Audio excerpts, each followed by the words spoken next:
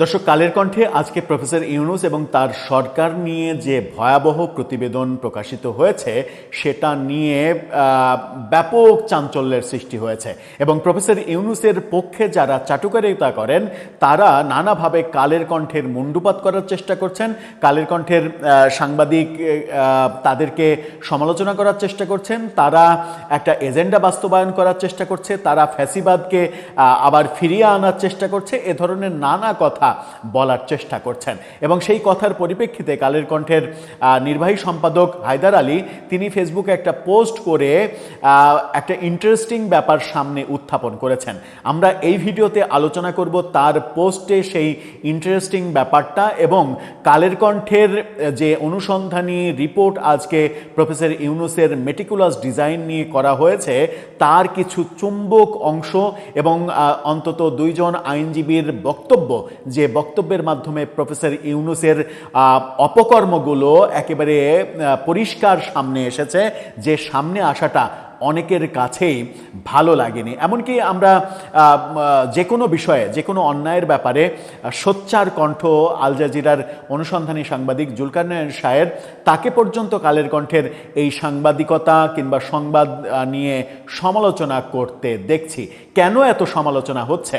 কালের কণ্ঠ কি শুধুমাত্র প্রফেসর ইউনূসের পেছনে লেগেছে, নাকি এর আগে আওয়ামী লীগের আমলের বাঘা বাঘা অনেকের পেছনেই তারা লেগেছিল? চলুন একটু ইতিহাসের দিকে একটু যাই, বর্তমানে একটু থেকে তুলনামূলক বিচার করার চেষ্টা করি যে কেন প্রফেসর ইউনূসের এই অপকর্মগুলো তুলে আনাতে অনেকের মনে এক ধরনের আতঙ্ক তৈরি হলো, কেন অনেকের পছন্দ হচ্ছে না, সেই আলোচনাই করবে এই ভিডিওতে।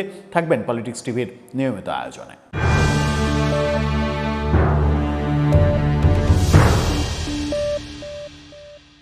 দর্শক, বলছিলাম কালের কণ্ঠের রিপোর্ট, প্রফেসর ইউনূসের মেটিকুলাস ডিজাইন নিয়ে রিপোর্ট এবং নিজের স্বার্থ উদ্ধার করা নিয়ে। তার আগে একটি মানবিক ব্যাপার বলতে চাই।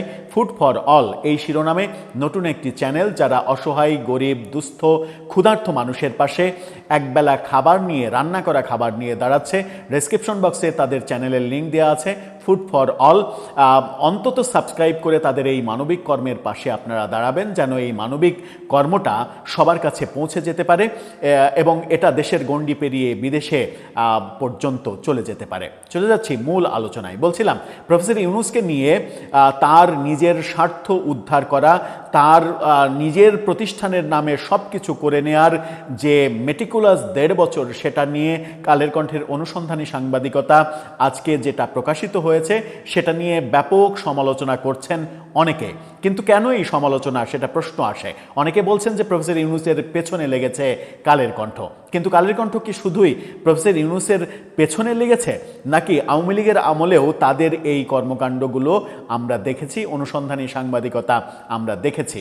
চলুন একটু কালের কণ্ঠের নির্বাহী সম্পাদক হায়দার আলী তার একটা ফেসবুক পোস্ট দেখে নিই। সেই ফেসবুক পোস্টে তিনি দাবি করছেন, দেখে নিন, সেই সময়ের প্রশংসাকারী বন্ধুরা এখন আমার তীব্র সমালোচনাকারী। 2024 সালের 31 মার্চ বেনজিরের ঘরে আলাদিনের চেরাগ এবং 2রা এপ্রিল বনের জমিতে বেনজিরের রিসোর্ট শিরোনামে আজকের দিনে ওই সময়ে আওয়ামী লীগের প্রভাবশালী পুলিশ কর্মকর্তা বেনজিরকে নিয়ে অনুসন্ধানী প্রতিবেদন করেছিলাম। তখন যারা প্রশংসা করেছিলেন আজ তারা নাখোশ, মর্মাহত।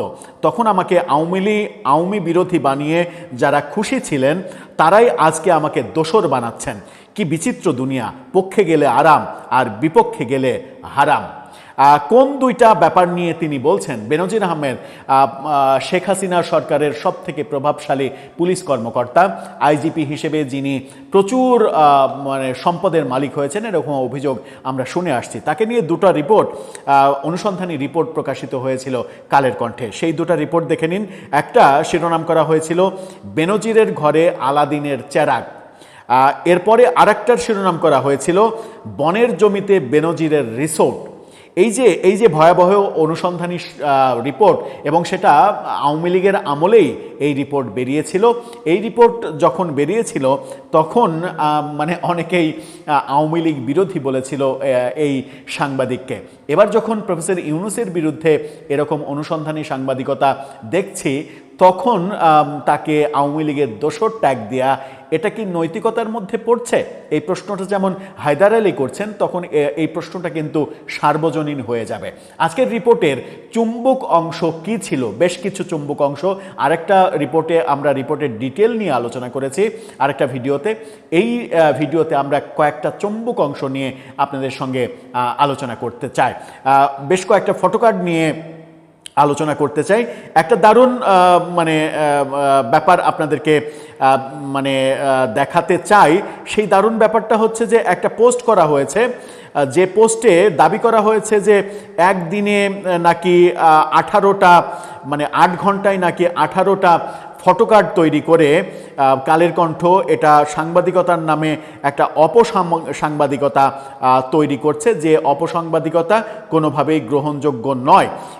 এই পোস্টটা আপনারা দেখে নিন। সেখানে বলা হচ্ছে 8 ঘন্টায়, বঙ্গগ্রাফ নামে একটা পেজ থেকে দাবি করা হচ্ছে 8 ঘন্টায় 18 ফটোকার্ড ডক্টর ইউনূসকে নিয়ে। সাংবাদিকতা আড়ালে চলছে উদ্দেশ্যমূলক ফ্রেমিং, অর্থাৎ প্রফেসর ইউনূসের পক্ষে যারা চাটুকারিতা করার চেষ্টা করেন তারা এটাকে প্রফেসর ইউনূসের বিরুদ্ধে একটা ফ্রেমিং হিসেবে দাঁড় করানোর চেষ্টা করছেন। কিন্তু সেই ফ্রেমিংয়ে আমি যদি এটাকে ফ্রেমিং হিসেবে মেনেও নিই, সেই ফ্রেমিংয়ে কী কী ছিল? অসত্য কথা ছিল। চলুন একটু একে একে জেনে নিই। এই ফটোকার্ডটা দেখে নিন, যেখানে আইনজীবী মঞ্জিল মোর্শেদ তাকে উদ্ধৃত করে বলা হচ্ছে, একজন আইনজীবী হিসেবে আমি মনে করি গ্রামীণ ব্যাংকে সরকারের শেয়ার 25% থেকে কমিয়ে 10% করে ডক্টর ইউনূস দেশের জনগণ রাষ্ট্রের বিরুদ্ধে পদক্ষেপ নিয়েছেন। এই কাজের মাধ্যমে তিনি জনগণের মালিকানা কমিয়ে নিজের মালিকানা বাড়িয়েছেন। এটা কি তিনি ভুল বলেছেন? ডক্টর ইউনূস কি সরকারের মালিকানা 25% থেকে কমিয়ে 10% করেনি গ্রামীণ ব্যাংকের ব্যাপারে? এটা কার স্বার্থে করেছে? গ্রামীণ ব্যাংক কার তৈরি গ্রামীণ ব্যাংক? অনেকে বলেন গ্রামীণ ব্যাংকে প্রফেসর ইউনূসের 1 টাকার মালিকানাও নেই, 1 আনা মালিকানাও নেই। তাহলে গ্রামীণ ব্যাংক নিয়ে তার এত আগ্রহ কেন? গ্রামীণ ব্যাংকের এমডি থাকা নিয়ে তার এত আগ্রহ ছিল কেন আওয়ামী লীগ সরকারের আমলে, যদি তার সেখানে কোনো স্বার্থ নাই থাকে? এরপরে আরেকটি ফটোকার্ড দেখুন, অন্তর্বর্তী আমলে দেশে শনির দশা। সেখানে বলা হচ্ছে অন্তর্বর্তী সরকারের প্রায় 18 মাসে দেশে আইন শৃঙ্খলা, অর্থনীতি, বিনিয়োগ ও জনজীবনে বড় ধরনের অবনতি ঘটে। এ সময়ে মব সন্ত্রাস, রাজনৈতিক সহিংসতা, হত্যা, নির্যাতন, অগ্নিসংযোগ ও লুটপাট বেড়ে যায়। একই সঙ্গে সাংবাদিক নির্যাতনের ঘটনাও উদ্বেগজনক মাত্রায় পৌঁছায়। এগুলো কি ঘটেনি? দেশকে মবের দেশ হিসেবে বানানো হয়নি? সাংবাদিক নির্যাতন করা হয়নি? অযথা নিরপরাধ ব্যক্তিকে সন্ত্রাস বিরোধী আইনে গ্রেপ্তার করে কারাগারে পাঠানো হয়নি? হয়েছে তো। তাহলে তারা মিথ্যা বলল কোথায়? এরপরে মঞ্জিল মোর্শেদ আবার বলছেন, মঞ্জিল মোর্শেদকে নিয়ে এই ফটোকার্ডটা দেখুন। সেখানে বলা হচ্ছে আজ হোক কাল হোক ডক্টর ইউনূসের প্রতিটি বিষয় আদালতে চ্যালেঞ্জ করা হবে। সরকার করলে ভালো হতো, দ্রুত সময়ের মধ্যে হয়ে যেত। তাই সরকারের কাছে আমি আহ্বান জানাবো, প্রধান উপদেষ্টার চেয়ারে বসে উনি কনফ্লিক্ট অফ ইন্টারেস্টের যেসব কাজ করেছেন, গর্হিত কাজ করেছেন, তার সবই বেআইনি, সবই বাতিল করা হোক। সুযোগ থাকলে তার বিরুদ্ধে আইনগত ব্যবস্থা গ্রহণ করা উচিত। মঞ্জিল মোর্শেদ একেবারে স্পষ্ট বলছেন যে সবই বেআইনি, সবই বাতিল করতে হবে এবং তার বিরুদ্ধে আইনগত ব্যবস্থা নিতে হবে। সরকার কি নেবে? কিংবা এই সরকার যদি না নেয়, কোনো না কোনো দিন এই ব্যাপারে তো আদালতে প্রশ্ন উঠবে, তখন কি হবে? তখন ব্যাপারটা কি প্রফেসর ইউনূসের জন্য সম্মানজনক হবে? আরেকটি ফটোকার্ড দেখুন, ইউনূসের শপথ ভঙ্গ এবং ক্ষমতার অপব্যবহার। সেখানে বলা হচ্ছে ডক্টর মোহাম্মদ ইউনূসের বিরুদ্ধে স্বার্থের সংঘাত ও সংবিধান লঙ্ঘনের অভিযোগ তুলেছেন সুপ্রিম কোর্টের জ্যেষ্ঠ আইনজীবী ডক্টর শাহাদিন মালিক এবং মঞ্জিল মোর্শেদ। তাদের মতে রাষ্ট্রীয় পদে থেকে কোনো ব্যক্তি নিজের বা সংশ্লিষ্ট প্রতিষ্ঠানের জন্য সুবিধা নেওয়া শপথের পরিপন্থী এবং ক্ষমতার অপব্যবহার। তিনি রাষ্ট্রের ক্ষমতায় থেকে এক গাদা নিজের গ্রামীণ ট্রাস্টের বিভিন্ন প্রতিষ্ঠানের লাইসেন্স নিয়ে নেননি? গ্রামীণ বিশ্ববিদ্যালয়, আদম ব্যবসা, ই ওয়ালেট, এটা ওটা, এক গাদা লাইসেন্স তিনি নেননি? নিয়েছেন তো। ট্রাস্টের কর মওকুফ করিয়েছেন, নিজের কর মওকুফ করিয়েছেন, নিজের 7টা মামলা বাতিল করে দিয়েছেন। এই কাজগুলো নিজের ক্ষমতা ব্যবহার করেই তো করেছেন। সেগুলো কি কনফ্লিক্ট অফ ইন্টারেস্ট হয় না? সেগুলো কি ক্ষমতার অপব্যবহার হয় না? সেই প্রশ্ন তো আসে। আরেকটি ফটোকার্ড দেখুন, সেখানে বলা হচ্ছে যে ডক্টর ইউনূস ক্ষমতায় থাকার সময়ও আমরা অনেক বলেছি। মঞ্জিল মোর্শেদ বলছেন উনি ব্যক্তিগত স্বার্থে এই পদকে, প্রধান উপদেষ্টার পদকে ব্যবহার করেছেন। শুধু তাই না, কনফ্লিক্ট অফ ইন্টারেস্টে উনি দায়ী হয়ে গেছেন। এসব কাজের মধ্য দিয়ে প্রধান উপদেষ্টা হিসেবে উনি ওনার শপথ ভঙ্গ করেছেন, আর সব কিছু মিলে তিনি জনগণের সঙ্গে প্রতারণা করেছেন। মঞ্জিল মোরশেদ, সুপ্রিম কোর্টের আইনজীবী, তিনি এই কথা বলছেন। শেষ ফটোকার্ডটা আপনাদেরকে দেখাতে চাই। কিসের দেশ, নিজেরটা আগে। এটার ফটোকার্ডে বলা হয়েছে, অন্তর্বর্তী সরকারের 1.5 বছরে দেশে একটিমাত্র বেসরকারি বিশ্ববিদ্যালয়ের অনুমোদন দেওয়া হয়। এই গ্রামীণ বিশ্ববিদ্যালয়টি গ্রামীণ ট্রাস্টের একটি উদ্যোগ। আর গ্রামীণ ট্রাস্টের প্রতিষ্ঠাতা হলেন ডক্টর মোহাম্মদ ইউনূস। আগে থেকে 22টি বেসরকারি বিশ্ববিদ্যালয়ে আবেদন বছর বছর ধরে ঝুলে থাকলেও গ্রামীণ বিশ্ববিদ্যালয়ে আবেদন করার পরে 3 মাসের মধ্যে এই লাইসেন্স দিয়ে দেওয়া হয় মেটিকুলাস ডিজাইনে। কিভাবে 3 মাসের মধ্যে একটা বিশ্ববিদ্যালয় লাইসেন্স পেয়ে যায় যদি সেখানে হস্তক্ষেপ করা না হয়? সেটা তো একটা মেটিকুলাস প্রশ্ন হতে পারে। সব মিলিয়ে প্রফেসর ইউনূস তার আমলে 1.5 বছরে এবং এই ক্ষমতায় থেকে যাওয়ার মাত্র 2 দিন আগে নিজেই নিজেকে যে ভিভিআইপি ঘোষণা করেছেন, এসএসএফ নিরাপত্তা 1 বছরের জন্য অর্ডার করে নিয়েছেন, সেগুলো কার স্বার্থে? দেশের স্বার্থে নাকি দেশের জনগণের স্বার্থে? সবই তো নিজের স্বার্থে। ডে 1 থেকে, মানে ক্ষমতায় বসার আগে মুহূর্তে থেকে শুরু করে একেবারে শেষ সময় পর্যন্ত, ক্ষমতায় থেকে যাওয়ার আগ মুহূর্ত পর্যন্ত তিনি শুধুমাত্র নিজের আখের গুছিয়েছেন, নিজের প্রতিষ্ঠানের আখের গুছিয়েছেন। নামমাত্র ক্ষমতায় থাকাকালীন তিনি গ্রামীণ ট্রাস্টের দায়িত্ব থেকে অব্যাহতি নিয়েছিলেন। অব্যাহতি নিয়ে তিনি প্রধান উপদেষ্টার দায়িত্ব পালন করেছেন। প্রধান উপদেষ্টার দায়িত্ব পালন শেষ হয়েছে, আবার গ্রামীণ ট্রাস্টের দায়িত্বে তিনি ফিরে গেছেন।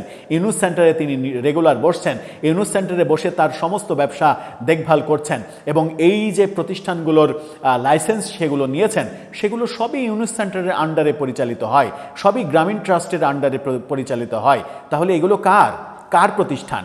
হাওয়া থেকে ভেসে এসেছে এই প্রতিষ্ঠানগুলোর স্বার্থ দেখা, এগুলো কার স্বার্থ দেখা? এই প্রশ্নের সমাধান কোনো না কোনো দিন তো হতেই হবে, কোনো না কোনো দিন তো কাঠগড়ায় দাঁড়াতেই হবে, সেটা যত দূরেই হোক না কেন। এমনও হতে পারে যে রাজনৈতিক প্রতিহিংসার এমন বিষ বাষ্প তিনি তৈরি করে গেছেন যে এই ব্যাপারগুলো হয়তো তিনি মানুষ তো মরণশীল, হয়তো তিনি একদিন মারা যাবেন, বয়স তো 85 বছর হয়ে গেছে, মানুষ আর বাঁচে কয়দিন। এরপরে তার অনুপস্থিতিতে তার যে এই প্রতিষ্ঠানগুলোর জন্য এত কিছু করে গেলেন, সেই প্রতিষ্ঠানগুলো যদি ক্ষতিগ্রস্ত হয়, যেভাবে তিনি ক্ষমতায় বসে অন্যদের প্রতিষ্ঠান ক্ষতিগ্রস্ত করেছেন, শত শত কলকারখানা বন্ধ করেছেন, শত শত কলকারখানা পুড়িয়ে দেয়া, মব করার ঘটনা ঘটিয়েছেন, অন্যরা ঘটায়নি, তিনি নিজে ঘটিয়েছেন। কারণ যত মব হয়েছে বাংলাদেশে সেটা তার পৃষ্ঠপোষকতায় হয়েছে। প্রথম আলো ভাঙা হয়েছে, ডেইলি স্টার ভাঙা পোড়ানো হয়েছে, সেগুলো তার পৃষ্ঠপোষকতায় হয়েছে। তিনি যমুনায় বসে থেকে এগুলো পরিচালনা করেছেন, এটাই ভাবতে হবে। কারণ কোনোটা তিনি ঠেকাননি, ঠেকানোর উদ্যোগ নেননি। যেটা রাষ্ট্রের দায়িত্ব থেকে তিনি ঠেকানোর উদ্যোগ নেননি, সেটা তিনিই করিয়েছেন। এটা ভাবতে কিংবা এটা প্রমাণ করতে কোনো বিশেষ ধরনের জ্ঞান থাকার প্রয়োজন হয় না। দর্শক, আপনার মতামত এই ব্যাপারে জানিয়ে লিখতে পারেন আমাদের কমেন্ট বক্সে।